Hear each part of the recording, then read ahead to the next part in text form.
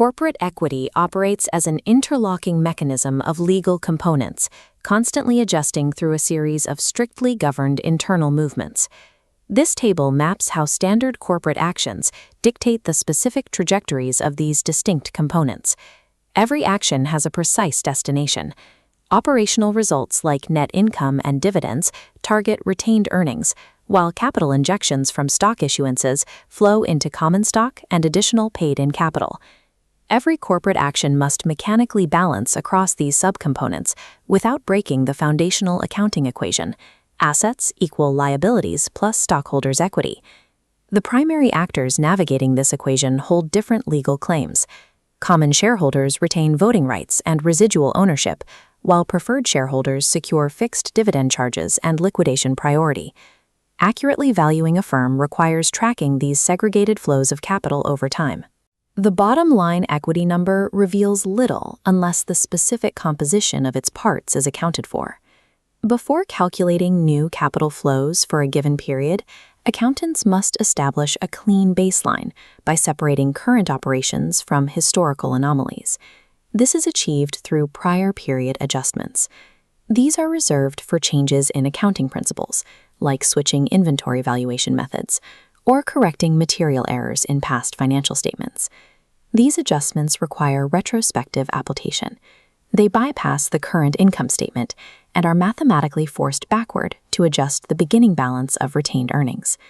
This retrospective rule does not apply to routine changes in accounting estimates, such as adjusting credit loss percentages. Those are handled prospectively, impacting only the current and future periods. Isolating past errors from current operational estimates ensures the equity baseline is mathematically sound before calculating any new share issuances. When new investors inject capital into a firm, that cash must be categorized on the balance sheet according to its legal origin. The process hinges on par value, an arbitrary dollar amount legally assigned to the stock by the issuer, which exists independently of its actual market price.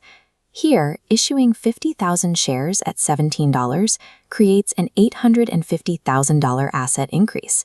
The $1 par value dictates the $50,000 common stock entry.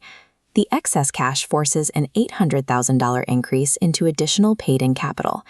This separation creates a permanent structural divide in the equity matrix, splitting the legally defined capital from the contributed premium.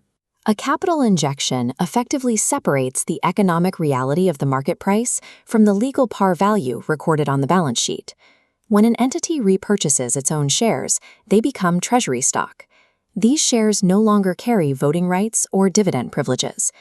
The analytical challenge arises when a company buys back its stock at a significantly higher price than its original issue. The cost method treats the cash outflow as a singular reduction to total equity. The par value method unwinds the original issuance, individually reducing common stock and additional paid-in capital. Because the acquisition price is higher, retained earnings absorbs the $15,000 difference. In the opposite scenario, the company acquires shares at a lower price than the original issue. Under the cost method, the entry remains a singular reduction to both assets and equity. Using the par value method for this cheaper repurchase, the mathematical difference exclusively reduces additional paid-in capital, leaving retained earnings untouched. These identical corporate actions result in significantly different impacts on retained earnings, determined entirely by the entity's choice of accounting policy. Dividends are the mechanism to extract wealth from the equity matrix and return it to shareholders. A standard cash dividend follows a timeline split between the declaration date and the payment date. Retained earnings decreases immediately upon the board's formal declaration. This generates a legal liability before any cash is actually distributed. The process changes when an entity declares a dividend consisting of physical property instead of cash.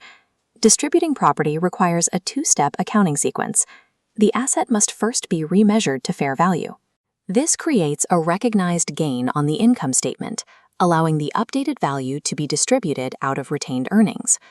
Corporate wealth leaving the firm is anchored to fair market value at the microsecond of declaration, regardless of its historical cost. A stock dividend is a unique corporate distribution that moves exactly zero cash or property out of the firm. Accounting for these issuances is dictated by a 20 to 25% threshold of outstanding shares. This is the math for a small stock dividend falling below the threshold. The firm must capitalize retained earnings at full market value.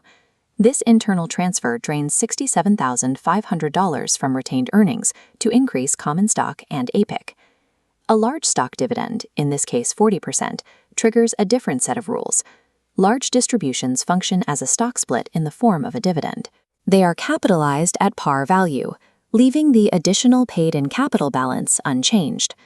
Internal equity reclassifications depend on these rigid percentage thresholds, shifting the balance sheet's composition without a single real dollar changing hands. Every discrete transaction proof we've examined follows the same underlying logic. This summary table confirms the mechanical outcomes of the dividend and stock split rules. The total stockholders' equity column proves that stock dividends and splits result in zero net change to total equity. However, because financial statements report accrual basis results, these retained earnings balances are mathematical abstractions. They do not represent the actual cash available to pay debt. The statement of changes in equity is a map of legal claims and accounting thresholds. In corporate finance, carefully tracking the rules of the system is just as vital as counting the actual money.